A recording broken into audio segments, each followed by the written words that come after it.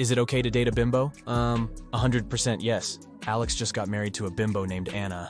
She is as beautiful as she is ditzy. Alex is a hardworking entrepreneur and is attracted to her opposite qualities. He is in his 40s and she is in her 20s. People give them jealous glances all the time, and he completely loves it. He is a genius with many accolades, while she thinks accolades is a type of children's beverage. While Alex is out making money, she is going to yoga classes and meeting up with her airhead girlfriends.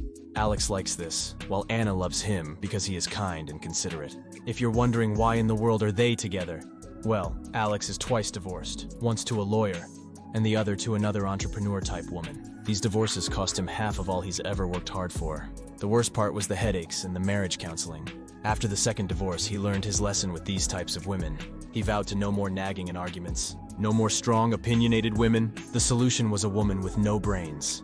He finds stimulating conversations to be better had with friends and other businessmen. He loves that he can make all the decisions and lives off of cheap physical attraction. He doesn't mind partnering up with an airhead.